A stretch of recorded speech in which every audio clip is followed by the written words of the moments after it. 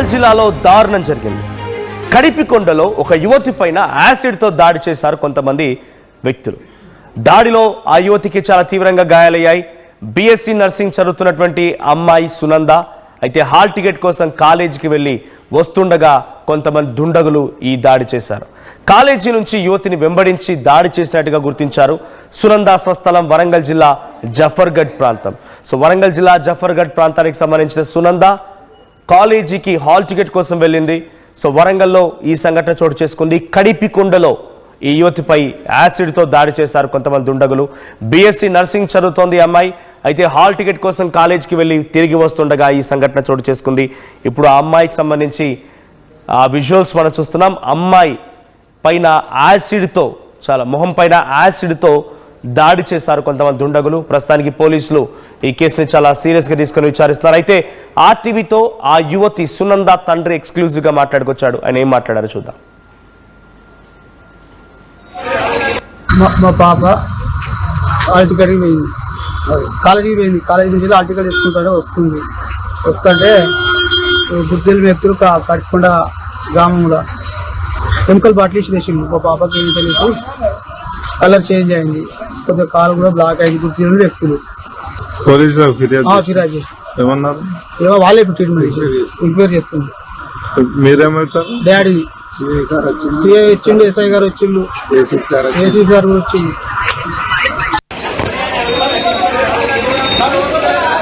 Right, పోలీసులకు ఫిర్యాదు చేశాం, పోలీసులకు చెప్పామని చెప్పేటువంటి మాటని చెప్తున్నారు. అక్కడ జరిగిన సంఘటన ఏంటి, ఎలా వచ్చింది, ఎలా వెళ్ళింది, ఎలా దాడి జరిగిందనే విషయంపై తండ్రి చెప్పుకొచ్చాడు.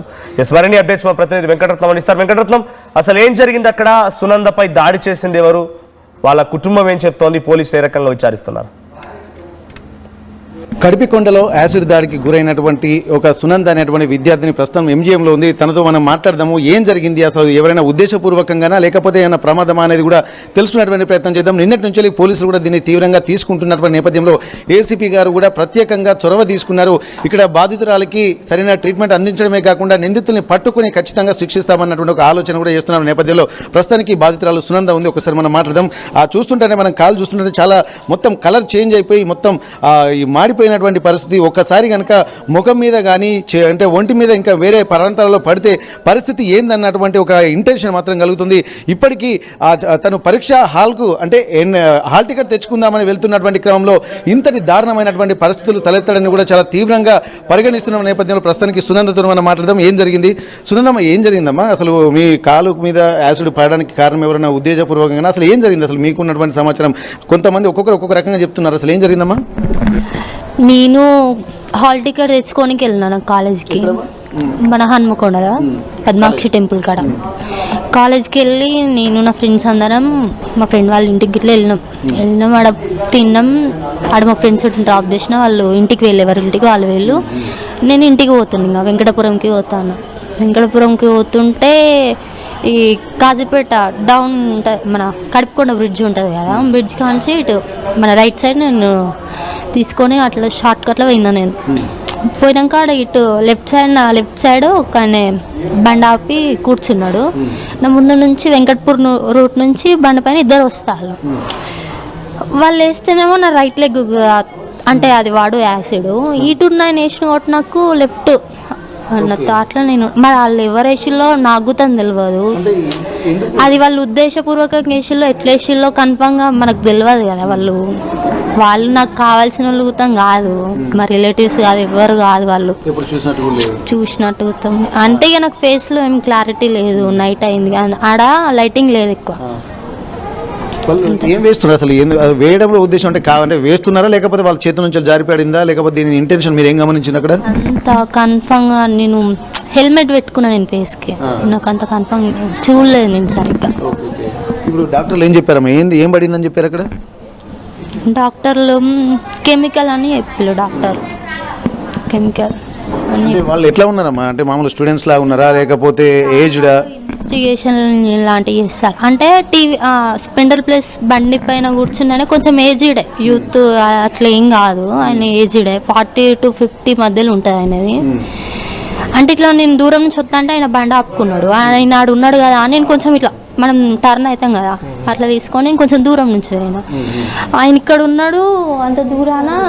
నాకు ఇట్లా పోతుంటేనే ఇక నాకేమో ఇష్టేసినట్టు అనిపించింది. ఏం పచ్చిగా ఉంది అని నేను అనుకున్నా. వాళ్ళే యూస్ చేశారా? వాళ్ళ స్టేషన్లో మరి ఇంకేం నుంచి వాడు మనకు తెలియదు క్లారిటీగా. ఆ ప్లేస్లోనైతే ఆయన ఉన్నాడు, ఆ ఇన్సిడెంట్ జరిగిన ప్లేస్లోనైతే ఆయన ఉన్నాడు, ఎవరు లేరు. నేను ఇంకా కొంచెం ముందుకు పోయి మంట మంట మంట అని నేను వెనుకకు టర్న్ అయ్యి చూసరికి ఆయన బండి వేసుకొని పోయిండు. ఇంటి పక్కన ఆ ముసలమ్మ వాళ్ళు ఇట్లుంటే అమ్మ నాకు మండుతుంది, అమ్మ ఏమో మండుతుంది, ఏమో అయింది అనుకుంటా వర్రి అమ్మ వాళ్ళకి చెప్తే అమ్మ వాళ్ళు బిడ్డ హాస్పిటల్కి తీసుకుపోతామని అన్నారు. అన్నాక నేను మా పేరెంట్స్కి ఫోన్ చేస్తాను, మా పేరెంట్స్కి ఫోన్ చేసినాక ఇంకా వాళ్ళు వస్తారు. ఇంకా పక్క ఇంకా అందరూ గ్యాదర్ అయ్యారు. అక్కడ గ్యాదర్ అయితే వాళ్ళకు నా మొబైల్ ఇచ్చి అది అక్కడ జరిగిన ప్లేస్లో ఫోటో దింపరాలని నా మొబైల్ ఇచ్చి ఫోటో దింపించినాక ఆ బాటిల్ని ఇట్లా ఫోటో దింపినాక 100కి డైల్ చేస్తా అంటే అక్కడ ఉన్న వాళ్ళు డైలీ చేయకండి మా పైన కేసు అవుతుంది మా ఇంటికాడ ఉండి అని అన్నారు. ఇంకా వీళ్ళు ఇక్కడ నుంచి వెళ్ళిపో మా మీద అవుతుంది అని అన్నారు. అంతలో మా బ్రదర్ రీచ్ అయ్యిండు. మా బ్రదర్ వచ్చి కొంచెం వాటర్ ఇట్లా పోసిండు కాలు పైన. ఆయన పోయేలా పట్టుకొస్తే నాకు తాగమని అంటే నేను కాలు మీద పోసుకుండి. ఇంకా నాకు మంట నేను ఓర్చుకోలేకపోయినా, బాగా మండింది. ఇప్పుడు ఇది మీకు ఇక్కడ చుట్టుపక్కల బంధువులు ఇట్లా అంటే మీరు ఎవరికి ఫోన్ చేయలేదా మీరు? నేను ఎవరికి వేయలే. నాది ఫోన్ కూడా సార్ వాళ్ళ దగ్గర ఉన్నది, ఇన్వెస్టిగేషన్లో ఉన్నది. ఇప్పుడు సార్ వాళ్ళు ఇట్లా చూసిన తర్వాత మీకు ఏం చెప్పారమ్మా వాళ్ళు? అక్కడ సిచ్యువేషన్ చూసిన తర్వాత పోలీస్ వాళ్ళ నుంచి వచ్చిన రెస్పాన్స్ ఎట్లుంది? సార్ వాళ్ళు గుతం వాళ్ళు ఏం రిలేటివ్స్ వాళ్ళు కావాలని గుతం వేసినట్టు అనిపిస్తలేదురా. నీకేమన్నా ఎవరి మీద డౌట్ ఉంటే చెప్పు అని అంటారు, కానీ ఎవరి మీద డౌట్ లేదు. మా రిలేటివ్స్ తోటి మాకు ఎలాంటి గొడవలు లాంటివి ఏం లేవు. ఓకే, ఇప్పుడు వేసిన తర్వాత ఇప్పుడు మీకు ఒకసారి బర్నింగ్ అంటే మంట వచ్చిందా లేకపోతే పొక్కినట్టు అటువంటి ఏమన్నా? పాయింట్ కలర్ అంతా చేంజ్ అయిపోయింది, ఇమ్మీడియట్గా చేంజ్ అయిపోయింది. మొత్తం ఎల్లో కలర్ది రెడ్ కలర్ వచ్చేసింది. ఇప్పుడు పోలీస్ వాళ్ళు ఏమో ఇన్వెస్టిగేషన్ చేస్తున్నారు. ఇప్పుడు డాక్టర్లు ఇదంతా చూసిన తర్వాత వాళ్ళ ఆలోచన కెమికల్ పడిందని చెప్పన్నారు కదమ్మా, అసలు దాని మీద ఇంకేమైనా ఎఫెక్ట్ అయ్యే అవకాశం ఉందన్నారా? అసలు డాక్టర్స్ ఇంకా రాలేదంట, ఏం నాకు చెప్పలే. ఇంకా మీరు ఎన్ని గంటలకు వచ్చినామా ఇక్కడికి హాస్పిటల్కి? నిన్న 7:40 అట్లా అయింది కావచ్చు వచ్చేసరికి. డాక్టర్లు కూడా ఉంటారు కదా నైట్లో ఉన్నటువంటి వాళ్ళు కూడా ఎవరు రాలేదా? ఒకటి RL సెలన్ పెట్టిళ్ళు, ఒకటి TT ఇంజెక్షన్ ఇచ్చిళ్ళు, ఒకసారి ఫ్లష్ ఇచ్చిళ్ళు, అంతే. ఇంకా ఏం చదువుతున్నామ్మా? ఏం చదువుతున్నావు? నేను BSc నర్సింగ్, నా ఫస్ట్ ఇయర్ అయిపోయింది. జయ కాలేజ్ ఆఫ్ నర్సింగ్. ఓకే, లోపల ఉన్న Padmakshamma temple. Padmakshamma temple. Okay okay okay okay ప్రస్తుతానికైతే తను జయ నర్సింగ్ కాలేజీలో BSc ఫస్ట్ ఇయర్ చదువుతుంది. తను ప్రస్తుతానికైతే అక్కడ ఎవరో తెలియదు, కానీ వెనకటి నుంచి చూసేసరికి ఏదో మీద పడిందని చెప్పి చూసేసరికి అప్పటికే ఒక బర్నింగ్ సెన్సేషన్ కూడా కనిపించేసరికి కూడా ఆ పాయింట్ అంటే లెగిన్ వేసుకున్నటువంటి కలర్ కూడా చేంజ్ అయిపోయింది. ఆ కలర్ చేంజ్ కావడంతోనే తను ఒక్కసారి భయాందోళనకు గురై వాళ్ళ చుట్టుపక్కల ఉన్నటువంటి వాళ్ళని పిలిచి అక్కడ ఉన్నటువంటి ఆ లొకేషన్ కూడా కొంత వీడియో తీసుకొని పక్క వాళ్ళతోటి కూడా ఫోన్ చేసి డయల్ 100 చేస్తుంటే వాళ్ళు కూడా భయపడినట్టుగా తెలుస్తుంది. ప్రస్తుతానికైతే వాళ్ళ మదర్ ఉన్నారు, ఒకసారి అంత మనం మాట్లాడదాం. ఒకసారి ఇటనమ్మా, ప్రస్తుతానికి వాళ్ళ మదర్తో మాట్లాడు. ఆమె ధైర్యంగానే ఉంటుంది, ఎవరేమన్నా కానీ ధైర్యంగానే మాట్లాడుతుంది సార్. ఓకే ఓకే చూస్తుంటేనే తెలుస్తుంది అమ్మాయి కూడా కొద్దిగా కాన్ఫిడెంట్, ఎందుకంటే ఉన్న ఇద్దరు ఆడపిల్లలు కుటుంబ బాధ్యతలలో కూడా తను కూడా ఆ కుటుంబానికి చేదోడు వాదోడుగా ఉండాలని చెప్పి BSc నర్సింగ్ చేసుకుంటూ ఏదో ఒక ఉపాధితోటి తల్లిదండ్రులకు అండగా ఉండాలని కూడా తను చదువుకుంటున్నటువంటి నేపథ్యంలో ఎవరో మరి అంటే గుర్తు తెలియదు తనకు కూడా ఎవరో పరిచయస్తులు కాదు, ఎవరో కాదు, వెనుక నుండి కూడా చేశారని చెప్పి అంటున్నారు. చూసేసరికి వెనుక ఒక వ్యక్తి ఉన్నారు, తను కూడా ఒక 45 నుండి 50 సంవత్సరాల మధ్యలో ఉన్నటువంటి ఆ వ్యక్తిగా చెప్తున్నారు.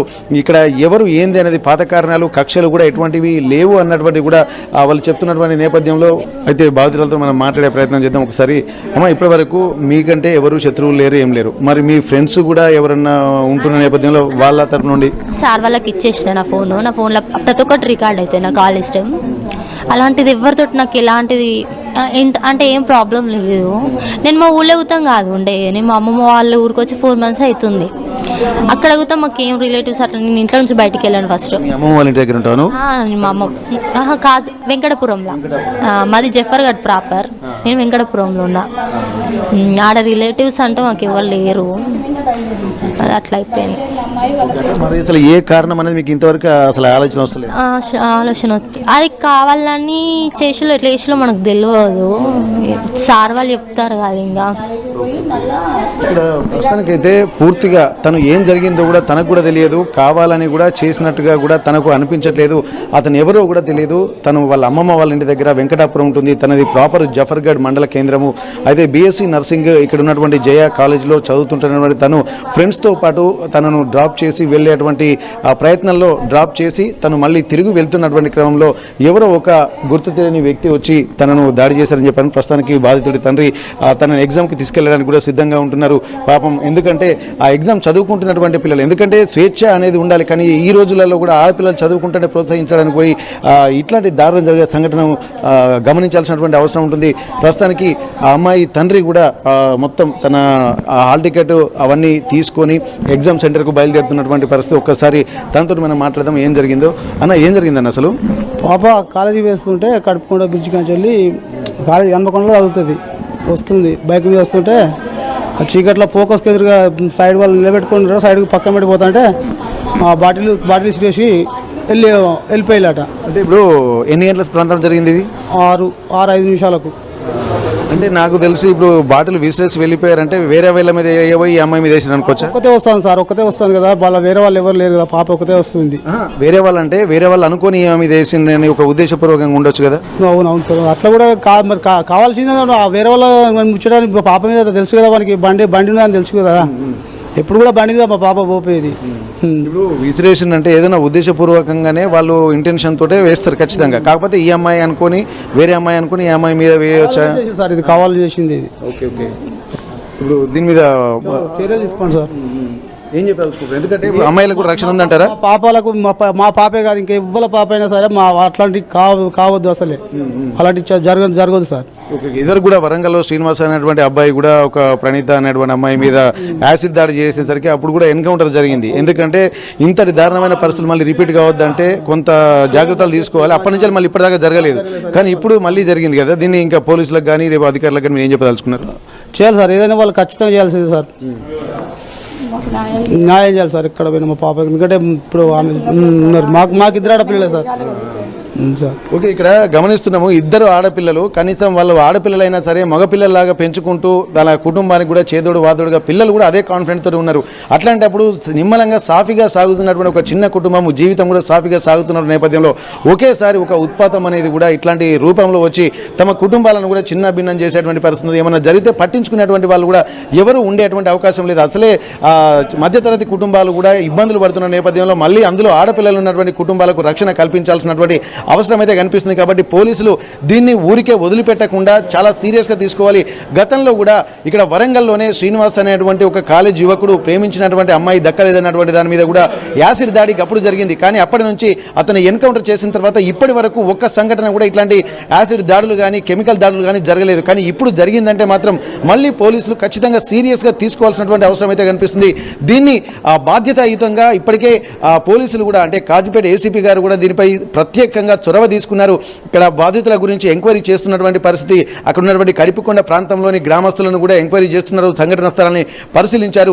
ఏం జరుగుతుందో ప్రతి ఒక్కటి కూడా కీన్ అబ్జర్వేషన్లో వెళ్తున్నటువంటి పరిస్థితి. ఇవన్నిటిని దృష్టిలో పెట్టుకుని పోలీసులు కూడా చాలా సీరియస్గా ఉన్నారు. ఎందుకంటే ఒక అమ్మాయి తను చదువుకుంటున్నటువంటి అమ్మాయి, కుటుంబానికి రేపు ఆధారంగా ఉండేటువంటి అమ్మాయి, ఇంట్లో మగపిల్లలు కూడా లేరు. ఆ తల్లిదండ్రుల ఆవేదన మాత్రం చాలా అంతా ఇంత కాదు. ఇట్లాంటి పరిస్థితులు ఏ కుటుంబానికి రావద్దంటే మాత్రం ఖచ్చితంగా వారికి ఎవరైతే ఈ దాడికి పాల్పడి ఉద్దేశపూర్వకంగా పాల్పడినటువంటి వాళ్ళు ఎవరుంటారో వారందరిపై కూడా కఠిన చర్యలు తీసుకోవాల్సినటువంటి అవసరం ఉంటుంది. ఇంకోసారి ఇట్లాంటి చర్యలు పునరావృతం కాకుండా ఉండాలంటే మాత్రం ఇది ఊరికే వదిలిపెట్టకూడదన్నటువంటి ఒక విజ్ఞప్తిని కూడా బాధితురాలి సునంద తల్లిదండ్రులు కూడా చెప్తున్నారు. అలాగే సునంద కూడా చెప్తుంది. సునంద మాత్రం తను ఎవరో తనకు తెలియదు, ఇప్పటి వరకు నాకు ఎట్లాంటి పరిచయం లేనటువంటి వ్యక్తులు వాళ్ళు వెనుకకి చూసేసరికి 45 సంవత్సరాలు 50 సంవత్సరాల మధ్యలో ఉన్నటువంటి ఒక వ్యక్తి అంటే బైక్ మీద ఉన్నట్టుగా తెలుస్తుంది. అంటే తను ఉద్దేశపూర్వకంగా వేశాడు, కానీ కానీ తన అనుకొని వేరే ఆమె మీద అనుకొని తన మీద వేశారా, అసలు ఏం జరిగిందో పూర్తిగా తనకు తెలియకుండానే ఉంది. చూసేసరికి మాత్రం మొత్తం కాల్ బర్నింగ్ సెషన్స్తో తన ఇబ్బందులు పడుతున్నారు. చుట్టుపక్కల బంధువులకు ఫోన్ చేసింది, అలా వాళ్ళ ఉన్నటువంటి 100కి కూడా కాల్ చేసింది. అక్కడ ఉన్నటువంటి స్థానికులకు కూడా చెప్పేసరికి వాళ్ళు వచ్చేసరికి ప్యాంటు కలర్ మారిపోయేసరికి ఒక భయాందోళనకు గురైనటువంటి నేపథ్యంలో పోలీసులు కూడా అప్పటికే చేరుకున్నారు. హుటాహుటిన వరంగల్ MGMకు తీసుకొచ్చి ఒక ట్రీట్మెంట్ అందిస్తున్నారు. డాక్టర్లు కూడా వెంటనే స్పందించారు. ఆ ట్రీట్మెంట్ అందిస్తున్న నేపథ్యంలో ప్రస్తుతానికి తను హాల్ టికెట్ అంటే ఈ రోజు ఎగ్జామ్ ఉంది, ఇంత గాయాలతోటి కూడా ఇంత భయాందోళనతో కూడా తను అంటే బేసికల్గా నర్సింగ్ చేస్తుంది కాబట్టి ఆ కాన్ఫిడెన్స్ తనకు ఉంది. ఆ